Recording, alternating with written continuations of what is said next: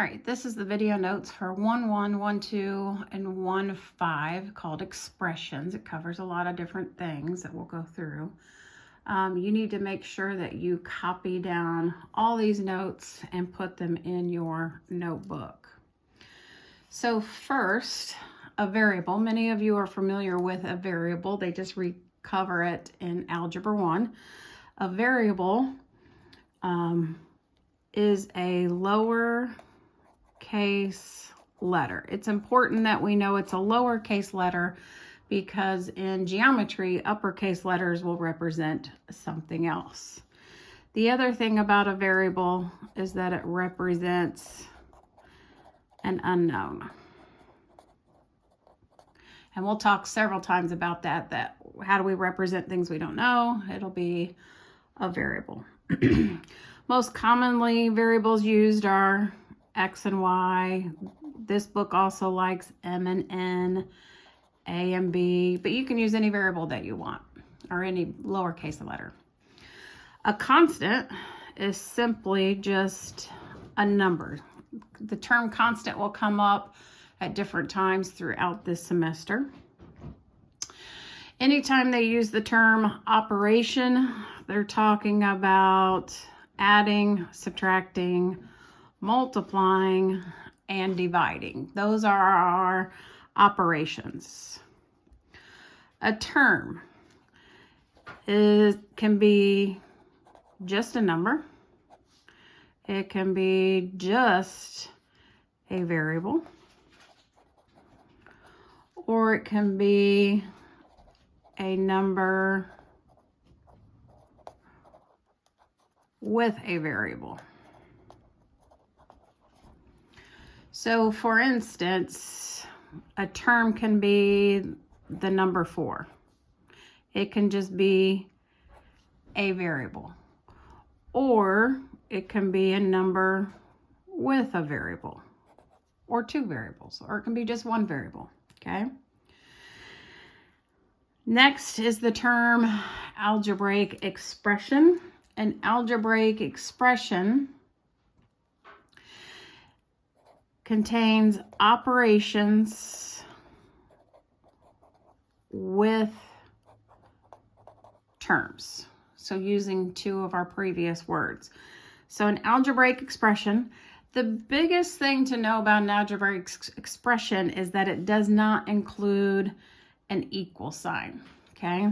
So for instance, an algebraic expression can be 2x minus 6. 4x squared plus 7. It can even have 3 terms, 3x squared minus 2x plus 8, okay? Those are all examples of algebraic expressions.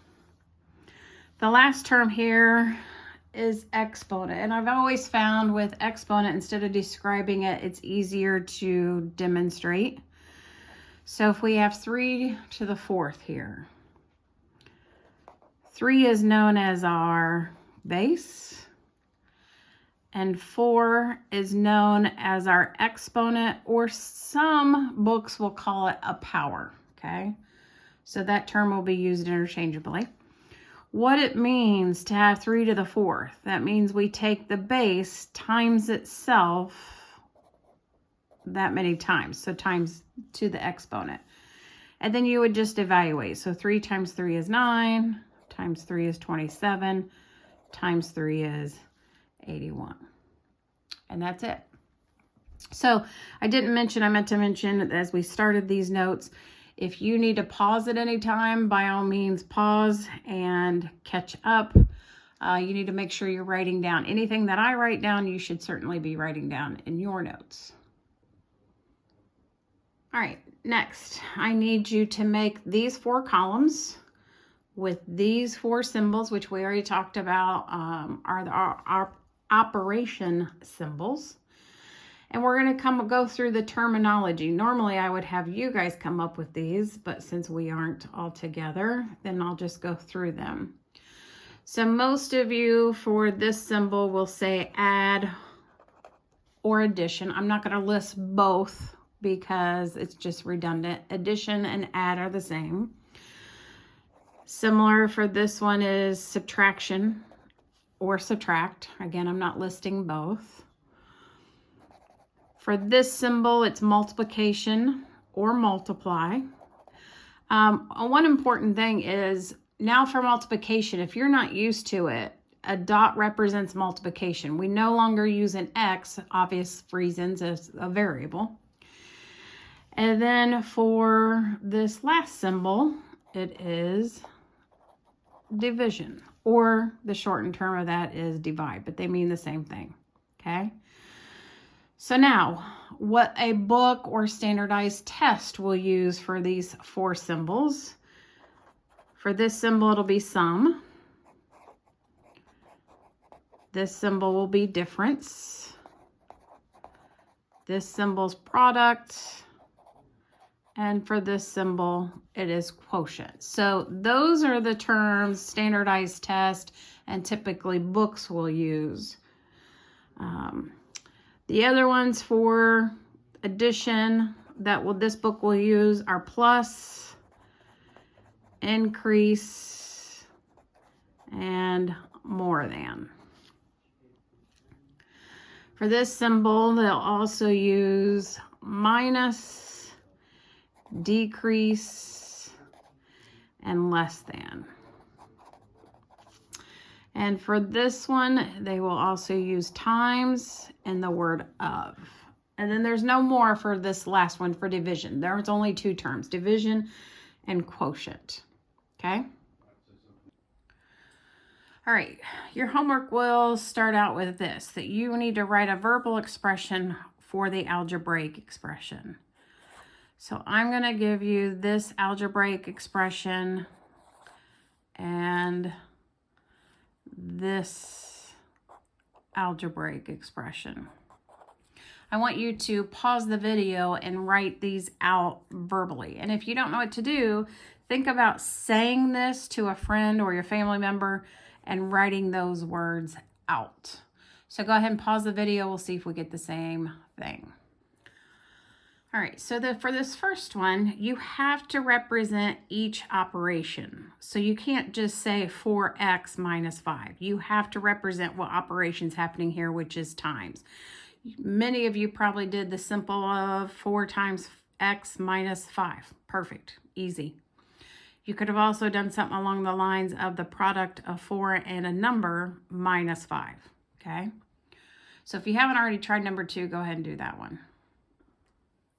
And so just to be clear, you only need to write once. I'm writing 2 examples just because we can't talk about it in class. So I'm showing 2 examples, how you can make it real simple, or you can use any other words in those columns.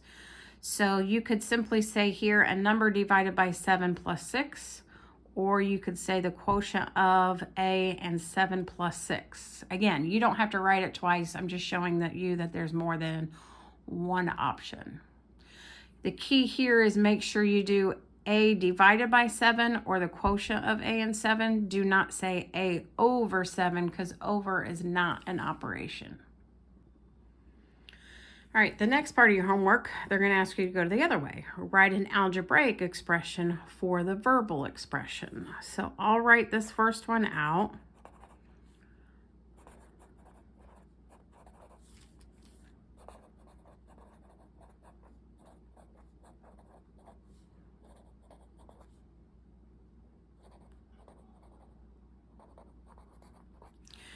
And I'll let you guys try that one. So once you have it written, press pause, try and write it out algebraically, then come back.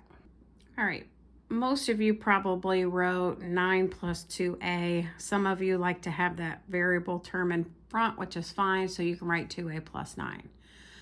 So now write this one out and try this one and take a pause on the video and come back. So again, same thing.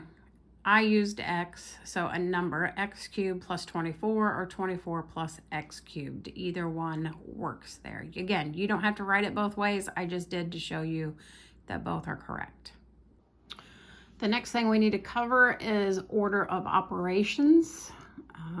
So this is normally where I would ask you guys how many steps are there in order of operations. And hopefully we are saying 4 steps. So at this point, I want you to press pause and see if you can come up with the 4 steps. All right, so the correct steps, grouping symbols. So your guys are used to saying parentheses, and that's fine. You can keep saying parentheses, except for you have to know it's not just parentheses anymore. It can also be brackets, it can be a square root, it can be absolute value. Next is exponents, multiply and divide left to right, add and subtract left to right. This left to right is very important. We don't just multiply and then divide. We multiply and divide left to right, and then add and subtract left to right. All right, now we need to go through some examples. So I want you guys to go ahead and write this down and go through the steps of order of operations. Again, I always ask myself the questions each step. First thing, are there any grouping symbols? Yes, there's 2 sets of grouping symbols.